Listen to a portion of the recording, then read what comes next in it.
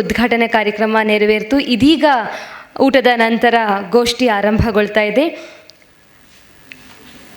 ಸಂಪನ್ಮೂಲ ವ್ಯಕ್ತಿಗಳಾಗಿ ಆಗಮಿಸಿರುವಂತಹ ಗಣ್ಯರು ದಯಮಾಡಿ ವೇದಿಕೆಗೆ ಆಗಮಿಸಬೇಕು ಅಂತ ಈ ಮೂಲಕ ವಿನಂತಿಸ್ಕೊಳ್ತೇವೆ. ವಿಶ್ವಾತ್ಮಕ ದೇಸಿ ಕಥನವಾಗಿ ಮಂಟೇಸ್ವಾಮಿ ಮಹಾಕಾವ್ಯ ಈ ವಿಷಯವಾಗಿ ತಮ್ಮ ವಿಚಾರವನ್ನು ಮಂಡನೆ ಮಾಡಲು ಆಗಮಿಸಿರುವಂತಹ ಕ್ರಿಸ್ತು ಜಯಂತಿ ಕಾಲೇಜು ಸ್ವಾಯತ್ತ ಬೆಂಗಳೂರು ಇಲ್ಲಿನ ಸಹಾಯಕ ಪ್ರಾಧ್ಯಾಪಕರಾದ ಡಾಕ್ಟರ್ ಕುಪ್ಪನಹಳ್ಳಿ ಭೈರಪ್ಪ ಎಂ ಅವರು ದಯಮಾಡಿ ವೇದಿಕೆಗೆ ಆಗಮಿಸಬೇಕಾಗಿ ಮನವಿ. ಮಂಟೇಸ್ವಾಮಿ ಕ್ಷೇತ್ರದ ಸಂಶೋಧನಾತ್ಮಕ ನೆಲೆಗಳು ಈ ವಿಷಯವಾಗಿ ತಮ್ಮ ವಿಷಯವನ್ನು ಹಂಚಿಕೊಳ್ಳಲು ಆಗಮಿಸಿರುವಂತಹ ಶ್ರೀಮತಿ ಪಿ ನಾಗರತ್ನಮ್ಮ ಮಳವಳ್ಳಿ ಇವರು ದಯಮಾಡಿ ವೇದಿಕೆಗೆ ಆಗಮಿಸಬೇಕು ಅಂತ ಈ ಮೂಲಕ ಕೇಳ್ಕೊಳ್ತಾ ಇದ್ದೇನೆ.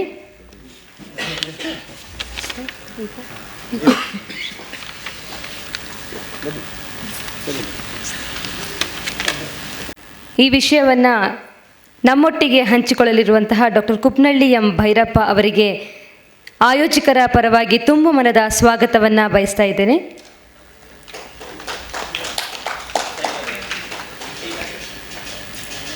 ಹಾಗೆ ಪ್ರಬಂಧ ಮಂಡನೆ ಮಾಡಲು ಸಂಪನ್ಮೂಲ ವ್ಯಕ್ತಿಯಾಗಿ ಆಗಮಿಸಿರುವಂತಹ ಶ್ರೀಮತಿ ಪಿ ನಾಗರತ್ನಮ್ಮ ಮಳವಳ್ಳಿ ಇವರಿಗೂ ಕೂಡ ತುಂಬು ಮನದ ಸ್ವಾಗತ.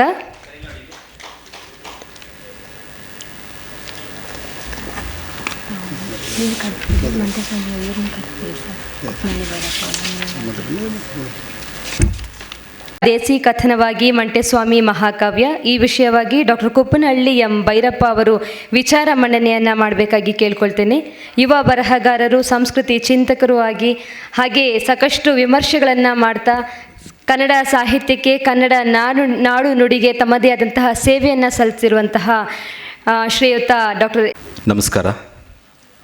ನಮ್ಮ ಬೋಧಿವೃಕ್ಷ ಸೊಸೈಟಿಯ ವತಿಯಿಂದ ಕರ್ನಾಟಕ ಜಾನಪದ ಅಕಾಡೆಮಿ ಹಾಗೂ ಆಕಾಶವಾಣಿ ಮೈಸೂರು ಸಮಾಜ ಕಾರ್ಯ ವಿಭಾಗ ಮೈಸೂರು ವಿಶ್ವವಿದ್ಯಾನಿಲಯ ಇವುಗಳ ಸಂಯುಕ್ತ ಆಶ್ರಯದಲ್ಲಿ ತುಂಬ ಶ್ರಮಪಟ್ಟು ಸುಮಾರು 1 ತಿಂಗಳಿಂದ ನಮ್ಮ ಸತೀಶ್ ಚಂದ್ರ ಸರ್ ಅವರು ಭಾಳಷ್ಟು ಆ ಕುರಿತು ಚರ್ಚೆಯನ್ನು ಮಾಡಿದ್ರು. ಮತ್ತು ಮಾರ್ಗದರ್ಶಕರಾಗಿ ಉಮೇಶ್ ಸರ್ ಅವರು ಸಹ ಇದ್ದರು. ಅದ್ಭುತವಾಗಿ ಒಂದು ಕಾರ್ಯಕ್ರಮವನ್ನು ಆಯೋಜನೆ ಮಾಡಿದ್ದಾರೆ.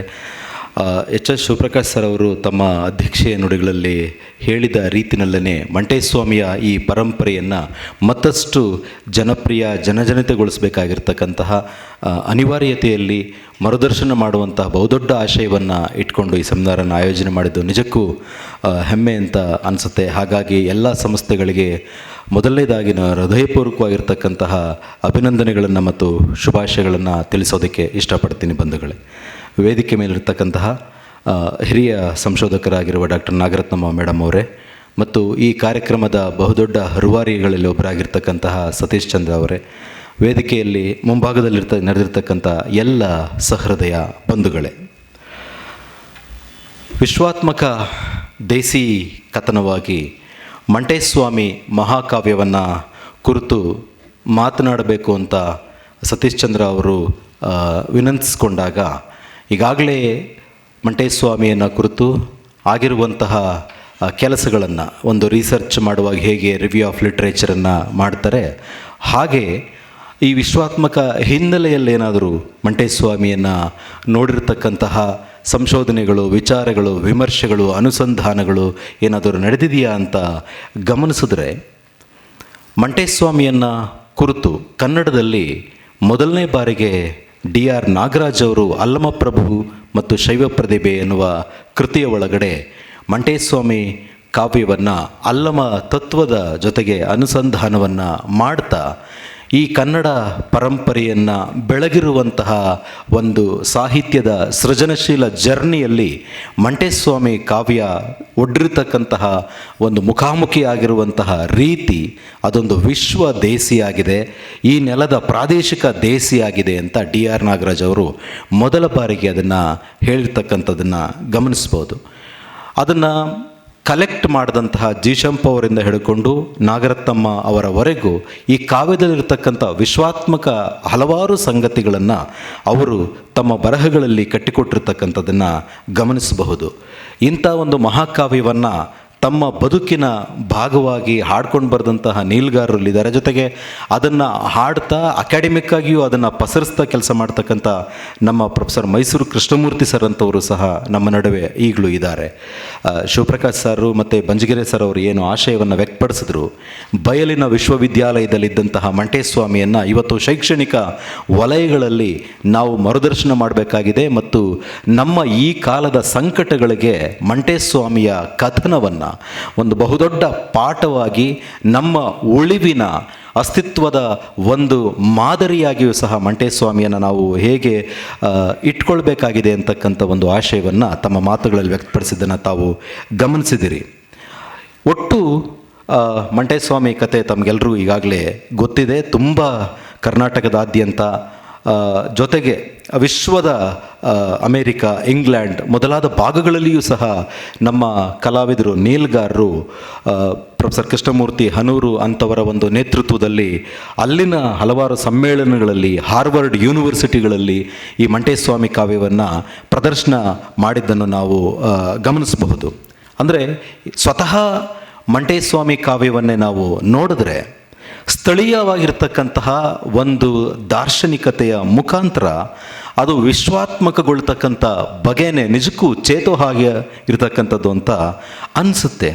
ಯಾಕೆ ಅಂತಂದರೆ ಅದರಲ್ಲಿ ಯಾವುದನ್ನು ನಾವು ವಿಶ್ವಾತ್ಮಕ ಅಂತ ಕರಿತೀವಿ, ಬಹುಮುಖ್ಯವಾಗಿ ಜಗತ್ತಿನ ಚರ್ಚೆಗಳಲ್ಲಿ ಆಗಿಂದಾಗಲೇ ಬರ್ತಾ ಇರ್ತದೆ. ನಾವು ಯಾವಾಗಲೂ ಯೂನಿವರ್ಸಲ್ ಆಗಿರಬೇಕು, ಎಟರ್ನಲ್ ಆಗಿರಬೇಕು ಅಂತ, ಕಾಲಾತೀತವಾಗಿರಬೇಕು, ದೇಶಾತೀತವಾಗಿ, ನಾವು ಸೀಮಾತೀತವಾಗಿರಬೇಕು ಅಂತಕ್ಕಂಥ ಬಹುದೊಡ್ಡ ಆಶಯಗಳನ್ನು ನಾವು ಇವತ್ತಿಗೂ ಕಾಲಾನಂತರವೂ ನಾವು ಯಾವ ಪಠ್ಯಗಳನ್ನು, ಪಾಠಗಳನ್ನು, ಕಥನಗಳನ್ನು ಇವತ್ತು ನಾವು ಹಾಗಿರಬೇಕು ಅಂತ ಎಕ್ಸ್ಪೆಕ್ಟ್ ಮಾಡಿದ್ವೋ ಜಗತ್ತಿನಾದ್ಯಂತ, ಅದಕ್ಕೆ ಒಂದು ಬೆಸ್ಟ್ ಎಕ್ಸಾಂಪಲ್ ಆಗೋ ರೀತಿಯಲ್ಲಿ ನಮ್ಮ ಕನ್ನಡ ನೆಲದಲ್ಲಿ 15ನೇ ಶತಮಾನದ ಆಸುಪಾಸಿನಲ್ಲಿ ಸೃಷ್ಟಿಯಾಗಿರ್ತಕ್ಕಂತಹ ಈ ಕಥನ ಇವತ್ತಿನ ಸಂದರ್ಭದಲ್ಲಿಯೂ ಸಹ ಬಹುಮುಖ್ಯವಾಗಿರ್ತಕ್ಕಂಥ ವಿಶ್ವಾತ್ಮಕ ಸಂಗತಿಗಳ ಮುಖಾಂತರ ನಮಗೆ ಪ್ರಸ್ತುತ ಅಂತ ಅನಿಸುತ್ತೆ. ನನ್ನ ಆ ಸಂಶೋಧನೆಯ ಒಂದು ಬಹುಮುಖ್ಯವಾಗಿರ್ತಕ್ಕಂಥ ಒಂದು ಪರಿಕಲ್ಪನೆ ವಿಶ್ವಾತ್ಮಕ ದೇಸಿ ಕಥನ ಅಂತೇಳಿ. ಸೊ ವಿಶ್ವಾತ್ಮಕ ಅಂದರೆ ಏನು? ಸಹಜವಾಗಿ ಜನರಲ್ ಆಗಿ ನಾವು ಬಳಸ್ತಾನೆ ಇರ್ತೀವಿ. ಏನು ವಿಶ್ವಾತ್ಮಕ ಅಂತಂದರೆ, ಈಗಾಗಲೇ ಬಂದಿರತಕ್ಕಂಥ ಚರ್ಚೆಗಳು ಮತ್ತು ಮಹಾಕಾವ್ಯಗಳ ಒಳಗೆ, ಅದರಲ್ಲೂ ಮಂಟೇಸ್ವಾಮಿ ಮಹಾಕಾವ್ಯದ ಒಳಗಡೆ ಬಂದಿರತಕ್ಕಂತಹ ಒಂದು ಸಂಗತಿಗಳನ್ನು ಆಧರಿಸಿ ಅನುಸಂಧಾನ ಮಾಡಿಕೊಳ್ಳೋದು ಆದರೆ, ಅಥವಾ ಅದನ್ನು ವಿಶ್ವಾತ್ಮಕ ಅನ್ನೋ ಪರಿಕಲ್ಪನಾ ಥಿಯರೈಸ್ ಮಾಡಿಕೊಳ್ಳೋದೇ ಆದರೆ, ಯಾವುದು ವಿಶ್ವಾತ್ಮಕವಾದದ್ದು? ಹೀಗನ್ನಿಸುತ್ತೆ. ಯಾವುದು ನೆಲಮುಖಿಯಾಗಿರುತ್ತದೆಯೋ, ಯಾವುದು ಜನಮುಖಿಯಾಗಿರುತ್ತದೆಯೋ, ಯಾವುದು ಜೀವಮುಖಿಯಾಗಿರುತ್ತದೆಯೋ, ಯಾವುದು ಕಾಲದಿಂದ ಕಾಲಾತೀತಗೊಳ್ತಾ ಇರ್ತದೋ, ಯಾವುದು ಒಂದು ಸೀಮೆಯಿಂದ ಮತ್ತೊಂದು ಸೀಮೆಗೆ ಸೀಮಾತೀತವಾಗಿರ್ತಾ ಇರ್ತದೋ, ಅದನ್ನು ನಾವು ವಿಶ್ವಾತ್ಮಕ ಅಂತ ಕರಿಬಹುದು ಅಂತ ಅನ್ನಿಸ್ತದೆ.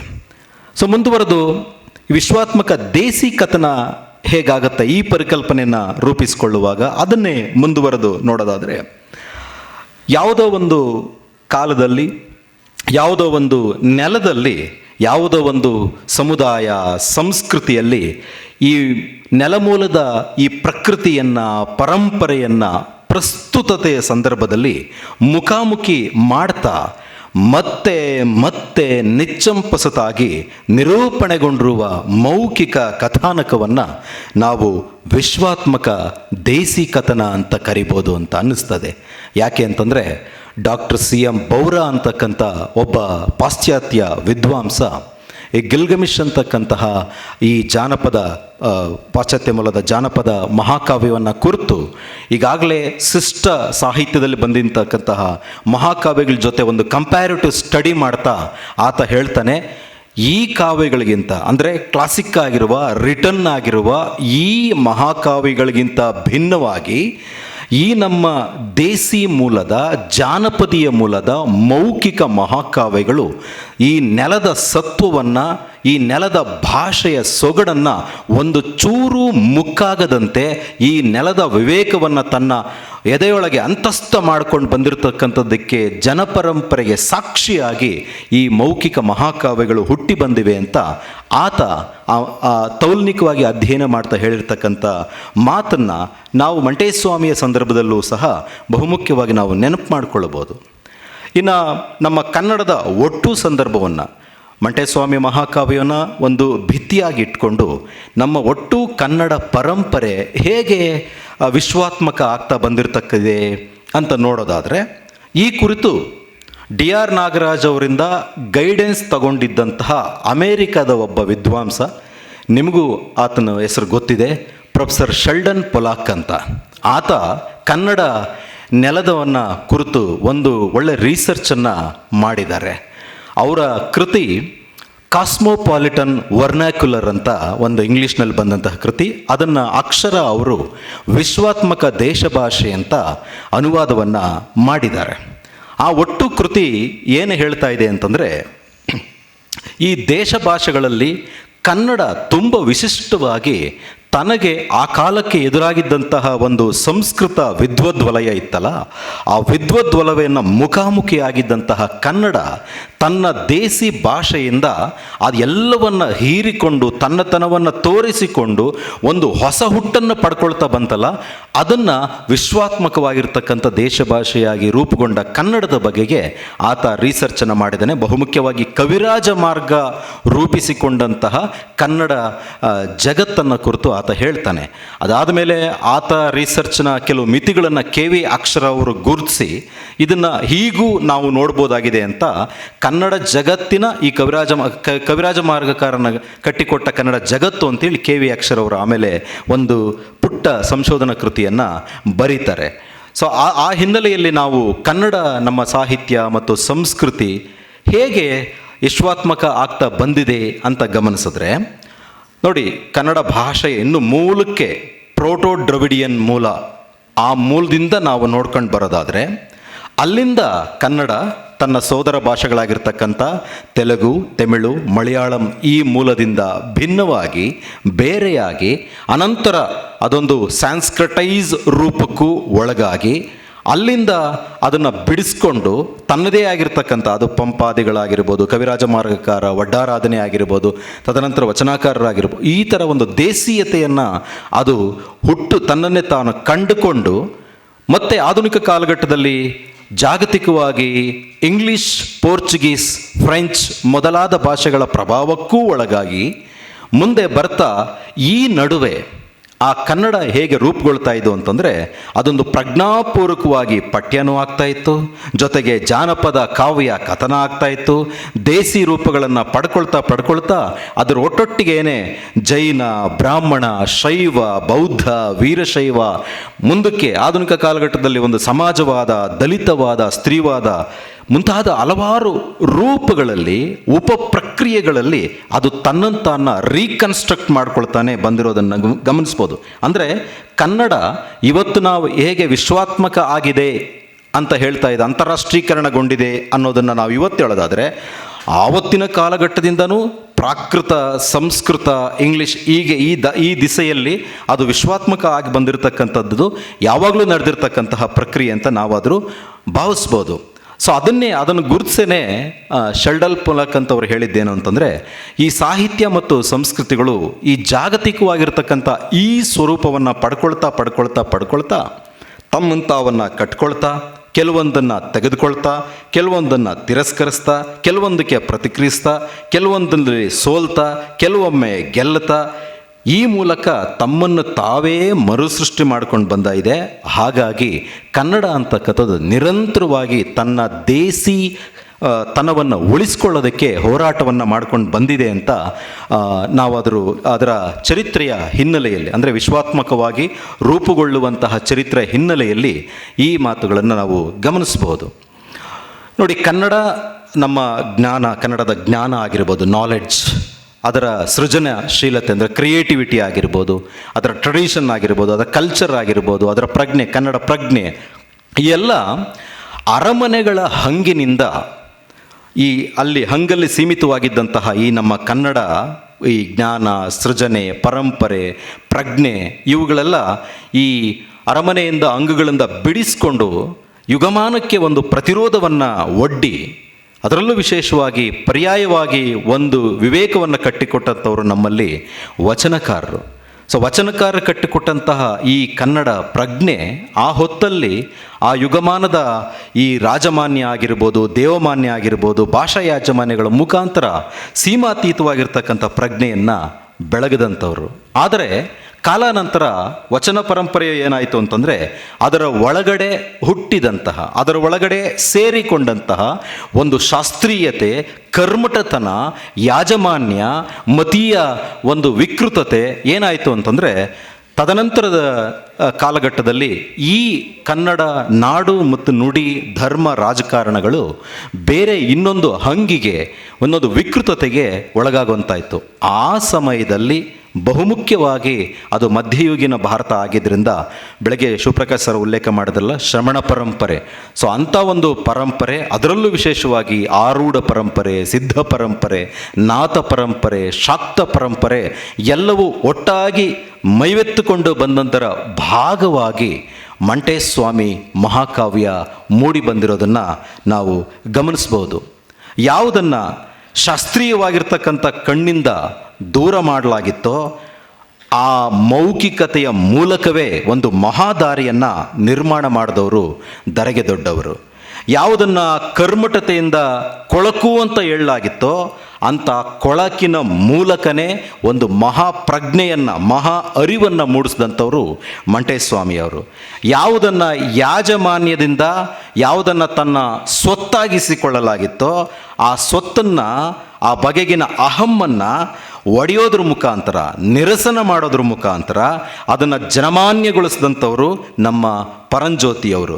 ನೋಡಿ, ಯಾವಾಗಲೂ ನಮ್ಮ ಕನ್ನಡ ಹೀಗೆ ಪ್ರಬಲವಾಗಿರ್ತಕ್ಕಂಥ ಸಾಂಸ್ಕೃತಿಕ ರಚನೆಗಳ, ಸಂರಚನೆಗಳ ಒಂದು ಒತ್ತಾಯಗಳ ಎದುರುಗಡೆ ಸವಾಲಾಗಿ ನಿಂತು ಒಂದು ಪ್ರತಿಭಟನೆ ಮತ್ತು ಪರ್ಯಾಯವಾಗಿರ್ತಕ್ಕಂಥ ಮಾರ್ಗವನ್ನು, ದಾರಿಯನ್ನು ಕಂಡುಕೊಂಡಿರ್ತಕ್ಕಂಥದ್ದನ್ನು ನಾವು ಗಮನಿಸ್ಬೋದು. ಹೀಗೆ ಒಂದು ಸಾಂಸ್ಕೃತಿಕವಾಗಿರ್ತಕ್ಕಂಥ ಯಾಜಮಾನ್ಯಕ್ಕೆ ಪ್ರತಿರೋಧವನ್ನು ಒಡ್ಡಿ ಈ ಕಾಲಕ್ಕೆ ಬೇಕಾಗಿರ್ತಕ್ಕಂತಹ ಒಂದು ಜನಮಾನ್ಯವನ್ನು ಇಲ್ಲಿ ಪ್ರತಿಷ್ಠಾಪಿಸುವಂತಹ ಕೆಲಸದಲ್ಲಿ ಆ ಮೂಲದ ಯಾಜಮಾನ್ಯ ಅಹಮ್ಮನ್ನು ನಿರಸನ ಮಾಡ್ತಾ ಒಂದು ಹೊಸ ಸಾಂಸ್ಕೃತಿಕ ರಾಜಕಾರಣವನ್ನು ಈ ಮಂಟೇಸ್ವಾಮಿ ಮಹಾಕಾವ್ಯ ಮುಂದಿಡೋದನ್ನು ನಾವು ಗಮನಿಸ್ಬೋದು. ಬಹುಮುಖ್ಯವಾಗಿ ಆ ಮಂಟೇಸ್ವಾಮಿ ಇಡೀ ಕಥಾನಕವನ್ನು ನಮ್ಮ ಕಣ್ಮುಂದೆ ಕಟ್ಕೊಂಡ್ರೆ ಅಲ್ಲಿನ ಅದು ಎದುರುಗೊಳ್ತಾ ಇರತಕ್ಕಂತಹ ಜಾತಿಯ ಯಾಜಮಾನ್ಯ ಆಗಿರ್ಬೋದು, ಧಾರ್ಮಿಕವಾಗಿರ್ತಕ್ಕಂಥ ಯಾಜಮಾನ್ಯ ಆಗಿರ್ಬೋದು, ಭಾಷಿಕವಾಗಿರುವ ಯಾಜಮಾನ್ಯ ಆಗಿರ್ಬೋದು, ಒಂದು ಲಿಂಗ ಪ್ರಮಾಣದ ಯಾಜಮಾನ್ಯ ಆಗಿರ್ಬೋದು, ರಾಜಕಾರಣದ ಯಾಜಮಾನ್ಯ ಆಗಿರ್ಬೋದು, ಮತ್ತು ಮನುಷ್ಯನ ಒಳಗೆ ಈ ಎಲ್ಲ ಕಾರಣಗಳಿಂದ ಹುಟ್ಟುತ್ತಾ ಇರತಕ್ಕಂಥ ಒಂದು ಆಸೆಯ ಯಾಜಮಾನ್ಯ. ಆಸೆ ಒಂದು ಲಿಮಿಟಲ್ಲಿ ಇರಬೇಕಾಗಿತ್ತು, ಆದರೆ ಅದು ಆಸೆ ಅದು ತನ್ನೇ ಅದೇ ಯಜಮಾನಿಕೆ ಮಾಡೋಕ್ಕೆ ಹೊರಟಾಗ ದುರಾಸೆ ಅಂತಕ್ಕಂಥದ್ದು ಹುಟ್ಟಿಕೊಳ್ಳುತ್ತೆ. ಅದೇ ಯಜಮಾನಿಕೆಯನ್ನು ಮಾಡಿದ್ರೆ ಅಹಂಕಾರ ಅಂತಕ್ಕಂಥದ್ದು ಹುಟ್ಟಿಕೊಳ್ಳುತ್ತೆ.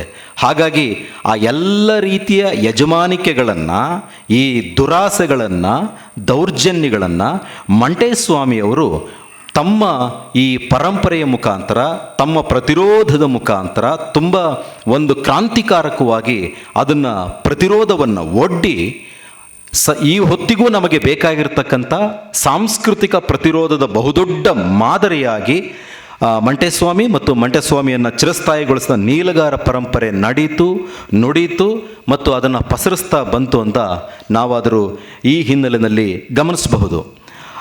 ಈ ಮಂಟೇಸ್ವಾಮಿ ಮಹಾಕಾವ್ಯನ ಓದ್ತಾ ಹೋದರೆ ನಮಗೆ ಒಂದು ರೀತಿ ಹೇಗೆ ಅದು ಗೊತ್ತಾಗ್ತಾ ಇದೆ ಅಂತಂದರೆ, ಇದು ನೀಲ್ಗಾರರು ಕಟ್ಟಿಕೊಡ್ತಾ ಇರತಕ್ಕಂತಹ ಈ ಸ್ವಾತಂತ್ರ್ಯ, ಸಮಾನತೆ, ಸೋದರತೆಯ ಒಂದು ಕಾನ್ಸ್ಟಿಟ್ಯೂಷನ್ ಏನೋ ಈ ಪೊಯಟ್ರಿ, ಈ ಎಪಿಕ್ ಅಂತ ಅನ್ನಿಸ್ತಾ ಇರ್ತದೆ. ನಾವು ಕಾನ್ಸ್ಟಿಟ್ಯೂಷನನ್ನು ಓದುವಾಗ ಈಕ್ವಾಲಿಟಿ, ಲಿಬರ್ಟಿ, ಫ್ರೆಟರ್ನಿಟಿ ಅಂತ ಏನು ಮಾತನಾಡ್ತೀವಿ, ಹಾಗೆ ಈ ನಮ್ಮ ನೀಲಗಾರ ಕವಿಗಳು, ಈ ಸಂವಿಧಾನ, ಈ ನೀಲಗಾರ ಮಹಾಕಾವ್ಯದ ಕರ್ತೃಗಳು ಅಂತ ಅನ್ನಬಹುದಾಗಿರ್ತಕ್ಕಂತಹ ಮಂಟೇಸ್ವಾಮಿ ಕಾವ್ಯದ ಕರ್ತೃಗಳು, ಸಂವಿಧಾನಕಾರರು ಆಗಿರುವ ನೀಲಗಾರರು ಕಟ್ಟಿಕೊಡ್ತಾ ಇರತಕ್ಕಂತಹ ಈ ತತ್ವಗಳು ಇಲ್ಲಿ ಎಲ್ಲವೂ ಒಂದೇ, ಎಲ್ಲರೂ ಒಂದೇ, ಒಂದಾಗಿಯೇ ನಾವು ಬಾಳಬೇಕಾಗಿರ್ತಕ್ಕಂಥದ್ದು, ಬೆಳಿಬೇಕಾಗಿರ್ತಕ್ಕಂಥದ್ದು. ಇಲ್ಲಿ ಎಲ್ರಿಗೂ ಸಮಾನವಾಗಿರುವ ಅವಕಾಶ, ಅಸ್ತಿತ್ವ, ಸ್ವಾಭಿಮಾನ ಅಂತ ಇರುವಂಥದ್ದು. ಇಲ್ಲಿ ಎಲ್ಲರೂ ಸಹ ಏಕವಾಗಿ ಭಿನ್ನ ಭೇದವಿಲ್ಲದಂತೆ ಬದುಕಬೇಕಾಗಿರ್ತಕ್ಕಂಥದ್ದು ಅಂತ. ಇಡೀ ಮಹಾಕಾವ್ಯವನ್ನು ಓದಿದ್ರೆ ನಮ್ಮ ಭಾರತ ಸಂವಿಧಾನ ಪಕ್ಕದಲ್ಲಿ ಅದನ್ನು ಆಧುನಿಕವಾಗಿ ಮೂಡಿ ಬಂದಿರತಕ್ಕಂಥ ಭಾರತ ಸಂವಿಧಾನದ ತನ್ನ ಒಡಲಲ್ಲೇ ಇಟ್ಕೊಂಡಿತ್ತೇನೋ ಮಂಟೇಸ್ವಾಮಿ ಮಹಾಕಾವ್ಯ ಅನ್ನುವಷ್ಟರ ಮಟ್ಟಿಗೆ ಇಡೀ ಕಾವ್ಯ ಈ ಸಮಾನತೆಯನ್ನು, ಈ ಸೋದರತೆಯನ್ನು ನೋಡಿ. ಮಂಟೇಸ್ವಾಮಿ ಯಾರ್ಯಾರೆಲ್ಲ ಭೇಟಿ ಮಾಡ್ತಾರೋ ಅವರು ಮಂಟೇಸ್ವಾಮಿಯನ್ನು ವಿರೋಧಿಸ್ತಾರೆ, ಅವರ ಶಿಷ್ಯರನ್ನು ವಿರೋಧಿಸ್ತಾರೆ. ಆದರೆ ಮಂಟೇಸ್ವಾಮಿಯವರು ಮತ್ತು ಅವರ ಶಿಷ್ಯರು ಒಟ್ಟಿಗೆ ಸೇರೇನು ಮಾಡ್ತಾರೆ ಅಂತಂದರೆ, ಯಾರು ತಮ್ಮನ್ನು ವಿರೋಧಿಸಿದ್ರು, ಯಾರು ನಮ್ಮ ತುಳಿಯಕ್ಕೆ ಬಂದರೋ, ಯಾರು ನಮ್ಮನ್ನು ಅವಮಾನ ಮಾಡಿದರೋ ಅವ್ರಿಗೇನೆ ಅವರ ಅಹಂಕಾರವನ್ನು ನಿರಸನ ಮಾಡಿ ಅವ್ರಿಗೆ ಬಹುದೊಡ್ಡವಾಗಿರ್ತಕ್ಕಂಥ ವಿವೇಕವನ್ನು, ದೀಕ್ಷೆಯನ್ನು ಕೊಡೋದ್ರ ಮುಖಾಂತರ ಅವರು ನೆಮ್ಮದಿ ಶಾಂತಿಗಳಿಂದ, ಸಮಾನತೆಯಿಂದ ಬದುಕುವಂತೆ ಒಂದು ಬಹುದೊಡ್ಡ ಕ್ರಾಂತಿಯನ್ನು ಅವರು ಮಾಡ್ತಾರೆ. ಆಧುನಿಕ ಭಾರತದಲ್ಲಿ ನಮ್ಮ ಬಾಬಾ ಸಾಹೇಬ್ ಅಂಬೇಡ್ಕರ್ ಅವರು ಕೊಟ್ಟಿರುವಂಥ ಭಾರತ ಸಂವಿಧಾನ ಸಹ ಇದನ್ನೇ ಹೇಳಿದಲ್ಲ. ಆದರೆ ಇಂದು ನಮ್ಮ ಭಾರತ ಸಂವಿಧಾನ ಸಮರ್ಥವಾಗಿ ಜಾರಿ ಆಗ್ತಾ ಇದೆಯೋ ಅನ್ನೋದು ಒಂದು ಸವಾಲು. ಅಂಬೇಡ್ಕರ್ ಅವತ್ತೇ ಹೇಳಿದರು, ನಿಮಗೆಲ್ಲನೂ ಅದು ಗೊತ್ತಿದೆ. ಒಂದು ಸಂವಿಧಾನ ಸಮರ್ಥವಾಗಿದ್ದು ಅದನ್ನು ಜಾರಿ ಮಾಡ್ತಾ ಇರ್ತಕ್ಕಂಥವರು ಅಸಮರ್ಥರು, ಅನ್ಯಾಯಕಾರಿಗಳು ಆಗಿದ್ದರೆ ಅಂತಹ ಸಂವಿಧಾನ ದುರ್ಬಲವಾಗ್ತದೆ, ಜನವಿರೋಧಿ ಆಗ್ತದೆ. ಆದರೆ ಯಾವ ಸಂವಿಧಾನ ದುರ್ಬಲವಾಗಿದ್ದು ಅದನ್ನು ಜಾರಿ ಮಾಡ್ತಕ್ಕಂಥವರು ಸಮರ್ಥವಾಗಿರ್ತಕ್ಕಂಥವರು, ನ್ಯಾಯವಂತರು, ಪ್ರಜ್ಞಾಶೀಲರು ಆಗಿದ್ದರೆ ಅಂಥ ಸಂವಿಧಾನ ಸಮರ್ಥವಾಗ್ತದೆ, ಜನಪರವಾಗ್ತದೆ ಅನ್ನುವಂಥ ಒಂದು ಮಾತು ಇದೇ ಥರ ಮಂಟೇಸ್ವಾಮಿ ಕಾವ್ಯದ ಒಳಗೂ ಸಹ ದುರ್ಬಲವೂ ದೌರ್ಜನ್ಯಕಾರಕವೂ ಆಗಿದ್ದ ಹಿಂದಿನ ಸಾಮಾಜಿಕ ಸಂವಿಧಾನ ಇತ್ತಲ್ಲ, ಆ ಸಂವಿಧಾನವನ್ನು ಈ ಮಂಟೇಸ್ವಾಮಿ ಪರಂಪರೆ ಅದನ್ನು ಪರಿಶೋಧಿಸಿ, ಪರಿಶೀಲಿಸಿ, ಪರಿಷ್ಕರಿಸಿ ಒಂದು ಪುನರ್ ನಿರೂಪಿಸುವ ಒಂದು ಸಮತೆಯ ಮೀಮಾಂಸೆಯನ್ನು, ಸಮತ ಸಂವಿಧಾನವನ್ನು ಈ ಮುಖಾಂತರ ತನ್ಮೂಲಕ ಈ ಪರಂಪರೆ ಕಾವ್ಯವಾಗಿ ನಿರೂಪಣೆ ಮಾಡಿದೆಯೇನೋ ಅಂತ ಅನಿಸುತ್ತೆ. ಯಾಕೆ ಅಂತಂದರೆ ಈಗಾಗಲೇ ತನ್ನ ಪೂರ್ವದ ಮಂಟೇಸ್ವಾಮಿ ಕಾವ್ಯ ಪೂರ್ವದ ವೈದಿಕ ವಾಂಗ್ಮಯದ ಕಾವ್ಯಗಳಲ್ಲಿ ಬಂದಿರತಕ್ಕಂತಹ ಈ ಭೂಮಿ ಹುಟ್ಟಿದ್ದಾಗಿರ್ಬೋದು, ಇಲ್ಲಿ ಜನ ಹುಟ್ಟಿದ್ದಕ್ಕೆ ಒಂದು ರೀತಿಯ ಸಮರ್ಥನೆಯನ್ನು ಕೊಡುವಾಗ ಜನ ಹೆಂಗಾದ್ರು ಅನ್ನೋದಕ್ಕೆ ಸಹಜವಾಗಿ ಎಲ್ಲ ವೈದಿಕ ವಾಂಗ್ಮಯ ಕಾವ್ಯಗಳಲ್ಲಿ ವರ್ಣಾಶ್ರಮ ಪದ್ಧತಿಯನ್ನು ತುಂಬ ಅಧಿಕಾರಯುತವಾಗಿ ಅದನ್ನು ಪ್ರೆಸೆಂಟ್ ಮಾಡೋ ನಿರೂಪಣೆಯನ್ನು ಗಮನಿಸ್ಬೋದು ಇಲ್ಲಿ. ಆದರೆ ನಮ್ಮ ಮಂಟೇಸ್ವಾಮಿ ಕಾವ್ಯದ ನೀವು ಸೃಷ್ಟಿಯ ಸಾಲನ್ನು ಗಮನಿಸಿದ್ರೆ ಇಲ್ಲಿ ಜಗತ್ ಸೃಷ್ಟಿ ಅಂತಕ್ಕಂಥದ್ದು ಮಾತೃಮೂಲಿಯಾಗಿರ್ತಕ್ಕಂಥದ್ದನ್ನು ಗಮನಿಸ್ಬೋದು. ಮತ್ತು ಅಲ್ಲಿ ಈ ನೆಲದ ಮೊಟ್ಟ ಮೊದಲ ಮೂಲ ನಿವಾಸಿ, ಮೂಲ ಸೃಷ್ಟಿಕರ್ತ ಒಂದು ಮಣ್ಣಿನ ಹುಳುವಿನಂತೆ ಆತ ಇಡೀ ಭೂಮಿಯನ್ನು ಮತ್ತು ಜೀವ ಸಂಕುಲವನ್ನು ಸೃಷ್ಟಿ ಮಾಡ್ತಾ ಇರ್ತಕ್ಕಂಥದ್ದನ್ನು ಗಮನಿಸಿದ್ರೆ ಈ ಮಂಟೇಸ್ವಾಮಿ ಕಾವ್ಯ ಸರ್ವ ಜೀವದ ಪರ, ಸರ್ವ ಜನರ ಪರ, ಸಮಾನತೆಯ ಪರವಾಗಿ ಸಂಬಂಧಿಸಿದ್ದು ಅಂತ ನಮಗೆ ಗೊತ್ತಾಗತ್ತೆ. ಅಂದರೆ ವೈದಿಕ ಮಹಾಕಾವ್ಯಗಳಲ್ಲಿ ಇದ್ದಂತಹ ಕಾವ್ಯ ಮೀಮಾಂಸೆಯ ಸಂವಿಧಾನವನ್ನು ತುಂಬ ಭಿನ್ನವಾಗಿ ಅದು ಹೇಳ್ತಾ ಒಂದು ರೀತಿಯಲ್ಲಿ ಈ ಪರಂಪರೆಯ ಹಿಂದೆ ವಲಸೆಯ ಮುಖಾಂತರ ಇಲ್ಲಿ ಯಾಜಮಾನ್ಯ ಸೃಷ್ಟಿಯಾಗಿತ್ತಲ್ಲ, ಅಂದರೆ ಹೊರಗಣಿಂದ ಬಂದಿರತಕ್ಕಂಥವರು ಇಲ್ಲಿನ ಮೂಲ ನಿವಾಸಿಗಳ ಮೇಲೆ ನಡೆಸಿದಂತಹ ದೌರ್ಜನ್ಯ, ಅವರು ಕಟ್ಟದಂತಹ ಪುರಾಣಗಳಿಗೆ ಒಂದು ಪ್ರತಿರೋಧವಾಗಿ ಹೊಸದಾಗಿರ್ತಕ್ಕಂಥ ಈ ನೆಲದ ವಾರಸುದಾರರು ನಾವು, ಈ ನೆಲದ ಪ್ರಜ್ಞೆಯನ್ನು ತುಂಬ ಡೆಮೋಕ್ರೆಟಿಕ್ ಆಗಿ ಪ್ರೆಸೆಂಟ್ ಮಾಡ್ತಕ್ಕಂಥವ್ರು ನಾವು ಅಂತ ಹೇಳೋದಕ್ಕೆ ಒಂದು ಬಹುದೊಡ್ಡ ಮಾಡೆಲ್ ಆಗಿ ಮಂಟೇಸ್ವಾಮಿ ಕಾವ್ಯ ಇದೆ ಅಂತ ನಾವಾದರೂ ಅಂದ್ಕೊಳ್ಬಹುದು. ಒಟ್ಟಾರೆಯಾಗಿ ಇವತ್ತು ಜಗತ್ತಿನ ವಿಶ್ವಾತ್ಮಕ ಅಂತ ಹೇಳ್ತಾ ಇರುವಾಗ ಒಂದು ಕಾನ್ಸೆಪ್ಟ್ ನನಗೆ ನೆನಪಾಗ್ತಾ ಇದೆ ಮತ್ತು ಜಗತ್ತಿನಲ್ಲಿ ಇವತ್ತು 1920ರಿಂದ ಅದ್ರ ಬಗ್ಗೆ ಚರ್ಚೆ ಆಗ್ತಾ ಇದೆ. ಅದೇನು ಅಂತಂದರೆ ಮ್ಯಾಜಿಕಲ್ ರಿಯಲಿಸಮ್ ಅಂತ. ಅರೆ ಇಡೀ ಮಂಟೇಸ್ವಾಮಿ ಮಹಾಕಾವ್ಯದಲ್ಲಿ ಬರ್ತಕ್ಕಂಥ ಪವಾಡಗಳನ್ನು ನಾವು ಗಮನಿಸಿದ್ರೆ ಇದು ಸತ್ಯನಾ, ಇದು ಚರಿತ್ರೆಯಲ್ಲಿ ಇತ್ತಾ, ಇರಲಿಲ್ವಾ, ಇದು ಮಿತ್ತ? ಯಾಕಂತಂದರೆ ಸೃಷ್ಟಿಯ ಸಾಲನ್ನು ಹೇಳುವಾಗ ನೀಲಗಾರರ ಪರಂಪರೆಯ ಹಾಡುಗಾರರು ಹೇಳ್ತಕ್ಕಂಥದ್ದು ಶಿಲಾಯುಗದಿಂದ ಆರಂಭಿಸ್ತಾರೆ. ಭೂಮಿ ಹುಟ್ಟಿದಂತಹ ಕಾಲಘಟ್ಟವನ್ನು ಶಿಲಾಯುಗದಿಂದ ಆರಂಭಿಸ್ತಾರೆ. ಇಲ್ಲಿ ಮಧ್ಯೆ ನೋಡಿದ್ರೆ 15ನೇ ಶತಮಾನದ ಚಾರಿತ್ರಿಕ ವ್ಯಕ್ತಿಗಳು 12ನೇ ಶತಮಾನಕ್ಕೆ ಜರ್ನಿ ಮಾಡ್ತಾ ಇದ್ದಾರೆ. ಅದಾದ ಮೇಲೆ 13ನೇ ಶತಮಾನದಲ್ಲಿ ನಮ್ಮ ಭಾರತಕ್ಕೆ ಎಂಟ್ರಿ ಆಗಿರ್ತಕ್ಕಂತಹ ಮುಸಲ್ಮಾನ ಪರಂಪರೆಯನ್ನು ಮುಖಾಮುಖಿ ಆಗ್ತಾ ಇದ್ದಾರೆ. ಅದಾದ ಮೇಲೆ ಇಲ್ಲಿ 16, 17ನೇ ಶತಮಾನದಲ್ಲಿ ಶೈವ ಮತ್ತು ವೈಷ್ಣವರ ನಡುವೆ ನಡೆದಂತಹ ಒಂದು ಸಂಘರ್ಷ ಮತ್ತು ಸಾಮರಸ್ಯವನ್ನು ತುಂಬ ವಿವೇಕಪೂರ್ಣವಾಗಿ ಮಹಾಕಾವ್ಯದಲ್ಲಿ ಪ್ರೆಸೆಂಟ್ ಮಾಡ್ತಾ ಇದ್ದಾರೆ. ನೀವು ಮುತ್ತತ್ತಿರಾಯನ ಪ್ರಸಂಗವನ್ನು ಇಲ್ಲಿ ಗಮನಿಸ್ಬೋದು, ಶೈವ ಮತ್ತು ವೈಷ್ಣವ ಸಾಮರಸ್ಯವನ್ನು ಅಲ್ಲಿ ಗಮನಿಸ್ಬೋದು. ಸೊ ಇದೆಲ್ಲ ಹೇಗೆ ಸಾಧ್ಯ ಆಗುತ್ತೆ? ಈ ನೀಲಗಾರ ಪರಂಪರೆಯವರು ಹೆಂಗಿದನ್ನು DR ನಾಗರಾಜ್ ತಮ್ಮ ಅಲ್ಲಮಪ್ರಭು ಮತ್ತು ಶೈವ ಪ್ರತಿಭೆಯನ್ನು ಇಲ್ಲಿ ಪ್ರೆಸೆಂಟ್ ಮಾಡ್ತಾ, ನಿಜಕ್ಕೂ ನಮ್ಮ ಈ ನೀಲಗಾರರು ಕೇವಲ ಹಾಡ್ತಕ್ಕಂತಹ ಕೇವಲ ಕಲಾವಿದರಲ್ಲ, ಇವರು ಜಾನಪದ ಅನುಭಾವಿಗಳು ಅಂತೇಳಿ ಅವರು ಕರೀತಾರೆ. ಅನುಭಾವಿಗಳು ಅಂತಂದರೆ ಅವರಿಗೆ ವಿದ್ಯೆನೇ ಇರಲ್ಲ ಅಂತಲ್ಲ, ಅವರು ಪರಂಪರೆಯನ್ನು ಎಷ್ಟು ಚೆನ್ನಾಗಿ ಅರ್ಥ ಮಾಡ್ಕೊಂಡಿರ್ತಾರೆ ಅಂತಂದರೆ ತನ್ನ ಕಾಲದ ಸಂಕಟಗಳಿಗೆ ಬೇಕಾಗಿರ್ತಕ್ಕಂತಹ ಎಲ್ಲ ರೀತಿಯ ಸಾಂಸ್ಕೃತಿಕವಾಗಿ ಅನಿವಾರ್ಯತೆಯನ್ನು ಅವರು ತಮ್ಮ ಈ ಒಂದು ಸೃಜನೆಗಳ ಮುಖಾಂತರ ಪ್ರಸ್ತುತಪಡಿಸ್ತಾರೆ. ಹಾಗಾಗಿ ಅವರು ನಿಜಕ್ಕೂ ಜಾನಪದ ಅನುಭಾವಿಗಳಂತಲೇ ಕರಿಬೇಕಾಗಿದೆ ಅಂತ ಹೇಳ್ತಾರೆ. ಸೊ ಅಲ್ಲಿ ಇಡೀ ಮಹಾಕಾವ್ಯದ ಒಳಗಡೆ ಮೂಡಿ ಬಂದಿರತಕ್ಕಂಥ ಈ ಪವಾಡ ರೀತಿಯ ಸಂಗತಿಗಳು ಅದನ್ನು 1920ರ ನಂತರ ಮತ್ತು ಇವತ್ತು ಅದರ ಬಗ್ಗೆ ಜಗತ್ತಿನಲ್ಲಿ ಬೇರೆ ಬೇರೆ ಭಾಷೆಗಳಲ್ಲಿ ಬಂದಿರತಕ್ಕಂಥ ಕೆಲವು ಕೃತಿಗಳನ್ನು ಇಟ್ಕೊಂಡು ಮ್ಯಾಜಿಕಲ್ ರಿಯಲಿಸಮ್ ಅಂತೇಳಿ ಅದನ್ನು ಕರೀತಾರೆ. ಅಂದರೆ ಒಂದು ಈ ರಿಯಾಲಿಟಿಯನ್ನು ಮತ್ತು ಫ್ಯಾಂಟಸಿಯನ್ನು ಒಂದಕ್ಕೊಂದು ಅಭಿನ್ನ ಆಗುವ ಹಾಗೆ ಯಾವ ಕೃತಿಯಲ್ಲಿ ಅದನ್ನು ಸೃಜನೆ ಪ್ರೆಸೆಂಟ್ ಮಾಡಲಾಗಿರ್ತದೋ ಅದನ್ನು ಮ್ಯಾಜಿಕಲ್ ರಿಯಾಲಿಸಮ್ ಅಂತ ಕರೀತಾರೆ. ಅದನ್ನು ಜಗತ್ತಿನಲ್ಲಿ ಅದು ಹೆಚ್ಚು ಚರ್ಚೆಗೆ ಬಂದಿದ್ದು ಗಾರ್ಸಿಯಾ ಮಾರ್ಕ್ವೇಸ್ ಅಂತ ಹೇಳಿ ಆ ಒಬ್ಬ ಕಾದಂಬರಿಕಾರನ ಕಥನಕಾರನ ಮುಖಾಂತರ ಅದು ಜಗತ್ತಿನಲ್ಲಿ ಹೆಚ್ಚು ಚರ್ಚೆಗೆ ಬಂತು. ಆದರೆ ಈ ಮ್ಯಾಜಿಕಲ್ ರಿಯಲಿಸಮ್ ಇದೆಯಲ್ಲ, ಈ ಚರಿತ್ರೆಯನ್ನು, ಪುರಾಣವನ್ನು, ವಾಸ್ತವದ ವರ್ತಮಾನದ ಸಂಗತಿಗಳನ್ನು ತುಂಬ ವಿನೂತನವಾಗಿ ಹೊಸದೊಂದು ರೀತಿಯ ಸತ್ಯದರ್ಶನವನ್ನು ಮಾಡುವ ಈ ಮ್ಯಾಜಿಕಲ್ ರಿಯಲಿಸಮನ್ನು 15ನೇ ಶತಮಾನದ ನಮ್ಮ ಈ ಮಂಟೇಸ್ವಾಮಿ ಕಾವ್ಯದಲ್ಲಿಯೂ ಕಾಣಬಹುದಲ್ವಾ ಅಂತಕ್ಕಂಥದ್ದು ಗ್ರೇಟ್ನೆಸ್ ಮಹಾಕಾವ್ಯದ ಮಂಟೇಸ್ವಾಮಿ ಮಹಾಕಾವ್ಯದ ಒಂದು ಗ್ರೇಟ್ನೆಸ್ ಆಗಿ ಕಾಣಿಸ್ತದೆ. ಮಂಟೇಸ್ವಾಮಿ ಮಹಾಕಾವ್ಯ ಮಾತ್ರ ಅಲ್ಲ, ಇಡೀ ನಮ್ಮ ಜಾನಪದ ಸಾಹಿತ್ಯವನ್ನು ನಾವು ಅವಲೋಕನ ಮಾಡಿದ್ರೆ ನಮ್ಮ ಇಡೀ ಜಾನಪದ ಸಾಹಿತ್ಯವೇ ಚರಿತ್ರೆ ಮುಖಾಮುಖಿಯಾಗಿ ಮಿತ್ತನ್ನು, ಚರಿತ್ರೆ ಹಿಸ್ಟ್ರಿ ಮತ್ತು ಮಿತ್ತು, ಫ್ಯಾಂಟಸಿ ಮತ್ತು ರಿಯಾಲಿಟಿಯನ್ನು ಅಭಿನ್ನವಾಗಿ ತೋರಿಸುವ ಮುಖಾಂತರ ಒಂದು ವಿಶ್ವಾತ್ಮಕ ಪ್ರಜ್ಞೆಯನ್ನು ಅದು ಪ್ರಸ್ತುತಪಡಿಸ್ತಾನೆ ಬಂದಿರತಕ್ಕಂಥದ್ದನ್ನು ಗಮನಿಸ್ಬೋದು.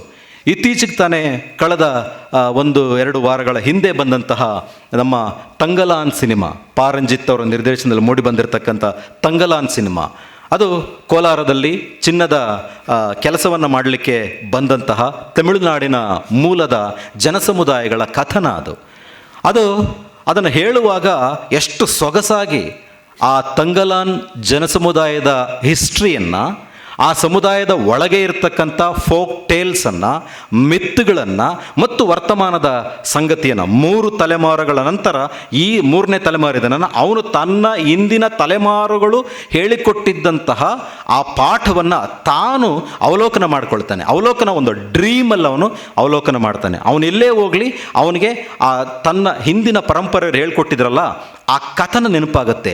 ಅವನಿಗೆ ಚಿನ್ನ ಎಲ್ಲಿದೆ ಅಂತ ಗೊತ್ತಿರುತ್ತೆ, ಬಿಕಾಸ್ ಆಫ್ ಆ ಜಾನಪದ ಕಥನದ ಮುಖಾಂತರ. ರಂಜಿತ್ ಅವರು ಏನು ಮಾಡಿದ್ದಾರೆ, ಆ ಮಿತ್ತನ್ನು, ಆ ಹಿಸ್ಟ್ರಿಯನ್ನು, ಸಮುದಾಯದ ಸಂಕಥನವನ್ನು ಒಟ್ಟಿಗೆ ಹೊಸ ಕೆಮಿಸ್ಟ್ರಿಯಲ್ಲಿ ಆ ಸಿನಿಮಾನ ತಂದಿರತಕ್ಕಂಥದ್ದನ್ನು ನಾವು ಗಮನಿಸ್ಬೋದು. ಅದೇ ಥರ ನಮ್ಮ ಮಂಟೇಸ್ವಾಮಿ ಕಾವ್ಯದಲ್ಲಿಯೂ ಸಹ ಹೇಗೆ ಇದು ಹೆಂಗೆ ಹಿಸ್ಟ್ರಿ ಆಗುತ್ತೆ, ಇದು ಕಂಪ್ಲೀಟ್ ಮಿತ್ತ, ಕಂಪ್ಲೀಟ್ ಹಿಸ್ಟ್ರಿನ ಅನ್ನೋ ಪ್ರಶ್ನೆಗಳು ಬಂದಾಗ ಈ ಥರ ಒಂದು ಹೊಸ ಕೆಮಿಸ್ಟ್ರಿಯ ಮಹಾಕಾವ್ಯ ಅಂತ ನಾವಾದರೂ ಭಾವಿಸ್ಬೋದು ಅಂತ. ಇನ್ನು ಬಹುಮುಖ್ಯವಾಗಿ ಕೊನೆಯದಾಗಿ ನಮ್ಮ ವಿಶ್ವಸಂಸ್ಥೆಯವರು 2015ರಲ್ಲಿ ಸಸ್ಟೈನಬಲ್ ಡೆವಲಪ್ಮೆಂಟ್ ಗೋಲ್ಸ್ ಅಂತ ಹೇಳಿ ಒಂದು ಆಶಯದ ಇದನ್ನಿಟ್ಕೊಂಡು ಜಗತ್ತಿನಾದ್ಯಂತ ಜನ ಈ 5 ಕ್ಷೇತ್ರಗಳನ್ನು ಕುರಿತು ಯಾವಾಗಲೂ ಕ್ರಿಯಾಶೀಲವಾಗಿರಬೇಕು, ಅವುಗಳನ್ನು ಹೆಚ್ಚು ಚಾಲ್ತಿಗೆ ತರಬೇಕು ಅಂತ ಹೇಳಿದ್ರು. ಅದರಲ್ಲಿ ಒಂದು SDG ಗೋಲ್ಸ್ ಏನಪ್ಪ ಅಂತಂದರೆ, ಒಂದು ಪೀಪಲ್, ಇನ್ನೊಂದು ಪ್ಲಾನೆಟ್, ಇನ್ನೊಂದು ಪ್ರಾಸ್ಪ್ಯಾರಿಟಿ, ಇನ್ನೊಂದು ಪಾರ್ಟಿಸಿಪೇಷನ್, ಇನ್ನೊಂದು ಪೀಸ್ ಅಂತ. ಜಗತ್ತು ತುಂಬ ಶಾಂತಿಯಿಂದ ಇರಬೇಕಂದ್ರೆ ಜನ ಈ 5 ಕ್ಷೇತ್ರಗಳಲ್ಲಿ ಹೆಚ್ಚು ಕ್ರಿಯಾಶೀಲರಾಗಬೇಕು, ಅದನ್ನು ಮತ್ತೆ ಮತ್ತೆ ಪ್ರೆಸೆಂಟ್ ಮಾಡಬೇಕು ಅಂತ ಹೇಳಿದರು. ಈ STG ಈ ಪಿಗಳಿದಾವಲ್ಲ, ಪೀಪಲ್ಲು, ಪ್ಲಾನೆಟು, ಪ್ರಾಸ್ಪರಿಟಿ, ಪಾರ್ಟಿಸಿಪೇಷನು, ಪೀಸ್ ಇದೆಯಲ್ಲ, ಈ STGಯ ಈ ಪಿ ಮಾಡೆಲ್ಗಳಿಗೆ, ಈ ಕ್ರಿಯೇಟಿವಿಟಿಗೆ ನಮ್ಮ ಕನ್ನಡ ನೆಲದಿಂದ ವಿಶ್ವಾತ್ಮಕವಾಗಿ ನೀಡಬಹುದಾಗಿರ್ತಕ್ಕಂಥ ಎಕ್ಸಲೆಂಟ್ ಪಿ ಅಂದರೆ ಈ ನಮ್ಮ ಪರಂಜ್ಯೋತಿ ಪರಂಪರೆ ಪಿ. ಈ ಪಿಗಳಿಗೆ ಈ ಪಿಯನ್ನು ಆ್ಯಡ್ ಮಾಡೋದ್ರ ಮುಖಾಂತರ ಈ ಜಗತ್ತಿನಲ್ಲಿ ಬೇಕಾಗಿರ್ತಕ್ಕಂತಹ ವಿಶ್ವ ಶಾಂತಿಯನ್ನು ನಾವು ಸಾಧಿಸಬಹುದು. ಆ ಕಾರಣಕ್ಕಾಗಿ ಈ ವಿಶ್ವಾತ್ಮಕ ದೇಸಿ ಕಥನ ನಮಗೆ ದಾರಿದೀಪವಾಗುತ್ತೆ, ಜ್ಯೋತಿ ಆಗುತ್ತೆ ಅಂತ ಹೇಳಿ ಈ ಏಕವಾಗಿ ಉರಿಯುವಂಥ ಪರಂಜ್ಯೋತಿಗೆ ನಮಸ್ಕಾರಗಳನ್ನು ಸಲ್ಲಿಸ್ತಾ ಆಲಿಸಿದಂತಹ ತಮಗೂ ಸಹ ಹೃದಯಪೂರ್ವಕವಾಗಿ ಧನ್ಯವಾದಗಳನ್ನು ತಿಳಿಸಿ ನನ್ನ ಮಾತಿಗೆ ವಿರಮಿಸ್ತಾ ಇದ್ದೀನಿ. ಧನ್ಯವಾದಗಳು. ವಿಶ್ವಾತ್ಮಕ ದೇಸಿ ಕಥನವಾಗಿ ಮಂಟೇಸ್ವಾಮಿ ಮಹಾಕಾವ್ಯದ ಕುರಿತು ಸುದೀರ್ಘವಾಗಿ ತಮ್ಮ ವಿಷಯವನ್ನು ಮಂಡಿಸಿದಂತಹ ಬೆಂಗಳೂರಿನ ಕ್ರಿಸ್ತು ಜಯಂತಿ ಸ್ವಾಯತ್ತ ಕಾಲೇಜು ಇಲ್ಲಿನ ಸಹಾಯಕ ಪ್ರಾಧ್ಯಾಪಕರಾಗಿರುವ ಡಾಕ್ಟರ್ ಕುಪ್ಪನಹಳ್ಳಿ ಎಂ ಭೈರಪ್ಪ ಅವರಿಗೆ ತುಂಬು ಮನದ ಧನ್ಯವಾದಗಳು. ಹಾಗೆಯೇ